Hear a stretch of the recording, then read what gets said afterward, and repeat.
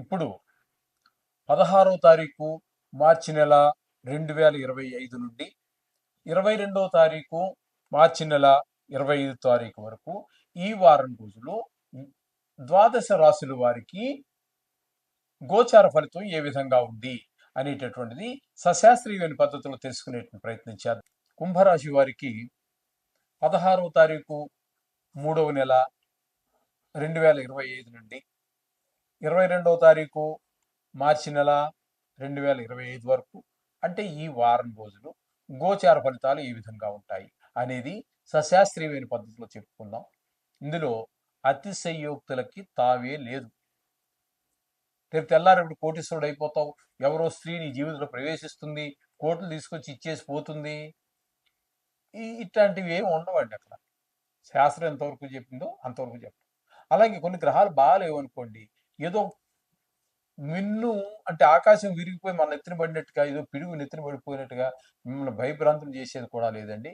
ఇది కేవలం గోచారము, మీ జాతకానికి అనుసంధానం చేసుకుని చూసుకోవడానికి మాత్రం ఉపయోగపడుతుంది. అలా అని చెప్పేసి దీన్ని తక్కువగా చెయ్యొద్దండి. దీనికి ఉండే గోచారానికి ఉండేటటువంటి ప్రభావం గోచారానికి ఉండనే ఉంటుంది. అలా అని చెప్పి తక్కువ చేయడానికి లేదు. అలా అని చెప్పి భయభ్రాంతులు కావద్దు. అలా అని చెప్పేసి ఎక్కువ ఎగిరి గంతే వ్యక్తం. అంతా శాస్త్రీయంగా జరుగుతుంది, జరగాల్సింది జరుగుతుంది. కానీ మనం తెలుసుకోవటం ద్వారా ప్రతికూలంగా ఉన్న గ్రహాన్ని అనుకూలంగా మార్చుకోవడానికి ప్రయత్నించారు. ఇక్కడ మనకి ఈ కుంభరాశి వారికి జన్మంలోనే శని యొక్క సంచారం జరుగుతోంది. అంటే ఇక్కడ మీకు ఏలినాటి శనిలో ఒక భాగం అండి, ఆ విధంగా జరుగుతోంది ఇక్కడ. అలాగే మీరు మీనంలో కూడా, మీనరాశి వారికి కూడా శని ఏలినాటి శని ప్రభావం ఉంటుంది. ఇక్కడ జన్మంలోనే శని కాబట్టి ముఖ్యంగా ఆరోగ్యపరమైనటువంటి విషయాల్లో కొంచెం ఇబ్బందులు కలిగించే అవకాశం ఉంటుంది. అలాగే మన యొక్క ప్రవర్తనలో కొంచెం ఇబ్బంది కలిగించే విధంగా ఉంటుంది. అలాగే మన ఆలోచన ధోరణి మారుతుంది. చెడు వైపు ఎక్కువ ఆకర్షితులు అవ్వడానికి అవకాశాలు ఎక్కువ ఉంటాయి జన్మరాశిలోనే శని యొక్క సంచారం జరగటం ద్వారా. ఇకపోతే ద్వితీయ స్థానంలో మనకి 4 గ్రహాల యొక్క సంచారం జరుగుతోందండి. రవి, బుధ, శుక్ర, రాహువు 4 గ్రహాల యొక్క సంచారం ఇక్కడ జరుగుతున్నది. తద్వారా ఇక్కడ 4 గ్రహాల యొక్క సంచారం జరుగుతోంది. అలాగే చతుర్థంలో గురువు యొక్క సంచారం జరుగుతోంది. పంచమ స్థానంలో కుజుని యొక్క సంచారము, అట్లాగే అష్టమ స్థానంలో కేతు యొక్క సంచారం జరుగుతున్నది. ఇక్కడ ఇందులో ఎన్ని గ్రహాలు ఈ కుంభరాశి వారికి అనుకూలమైన ఫలితాలు ఇస్తాయి, ఎన్ని గ్రహాలు ప్రతికూలమైన ఫలితాలు ఇస్తాయి, ఏమేంటి, ఏ గ్రహాలు ఏ ఫలితాలు ఇస్తాయి అని తెలుసుకునే ప్రయత్నం చేద్దాము. ఇప్పుడు శని గురించి మనం చెప్పుకున్నాం కదండి. ఈ విధమైన ప్రవర్తనలోనూ ఎక్కువగా చెడు వైపు ఆకర్షింపబడడం ఇట్లాంటివన్నీ జరుగుతుంటాయి. ఆలోచన ధోరణి బాగుండదు. ఆ విధంగా మనకి ఫలితాలన్నీ చెడు ప్రభావాలు ఏళ్ళనాటి శనిలో ఒక భాగంగా మన జరుగుతూ ఉంటాయి. ఇక ద్వితీయంలో రవి యొక్క సంచారము శుభప్రదమైన ఫలితాలను ఇవ్వజాలడు. కుటుంబంలో భార్య పిల్లలకి కావచ్చు అనారోగ్యాలు పొడసూపే అవకాశం ఉంటుంది, ఆదాయం తగ్గే అవకాశం ఉంటుంది. ఈ విధమైన ఫలితాలన్నీ కూడా ఇక్కడ మనకి మాటలో కఠినత్వం పెరుగుతుంది. ఈ విధమైన ఫలితాలన్నీ రవి ద్వారా జరుగుతున్నాయి.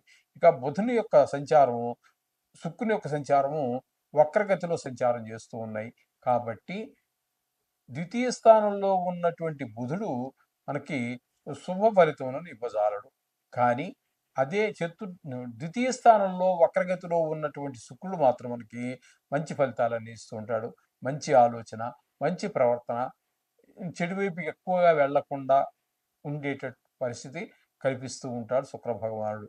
ఇకపోతే రాహువును కనుక ద్వితీయ స్థానంలో తీసుకున్నట్టయితే ఆయన కూడా కుటుంబంలో ఆదాయం తగ్గటము, భార్య పిల్లలకు ఇంట్లో ఒక మంచి ఒక వాతావరణం లేకపోవటము, ధన నష్టం జరగటము, ఇట్లాంటివన్నీ కూడా ఈ ఈ రాహు వల్ల జరిగే ఫలితాలు వస్తూ ఉంటాయి.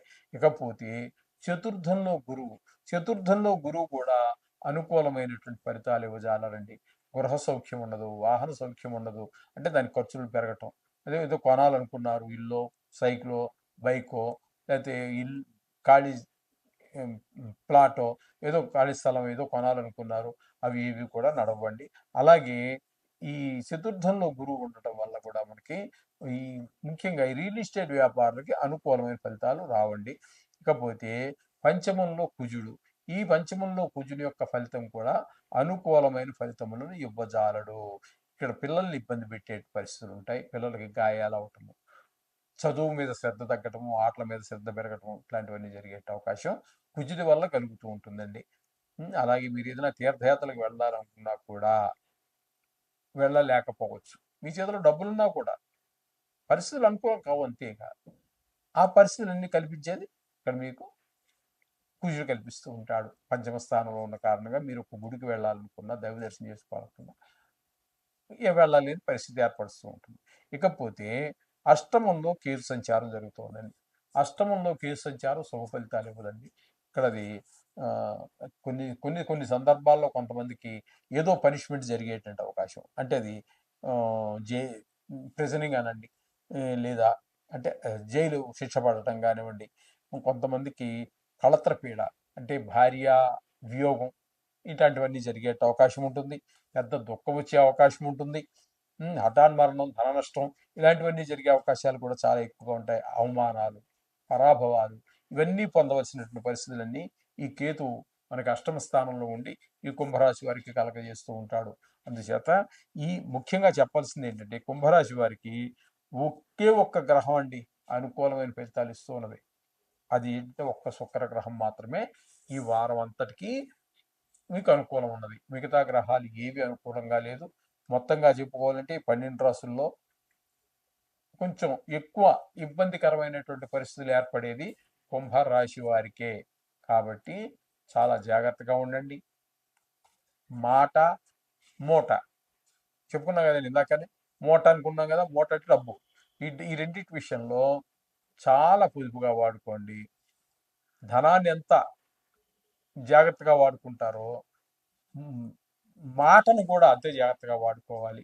ఎందుకంటే ఎవరితో ఎక్కువ తక్కువ మాట్లాడొద్దండి. టైం బాగలేనప్పుడు రామ అంటే కూడా బూతు మాట కింద వస్తూ ఉంటుంది. అందుచేత మాటను కూడా చాలా పొదుపుగా వాడుకోండి.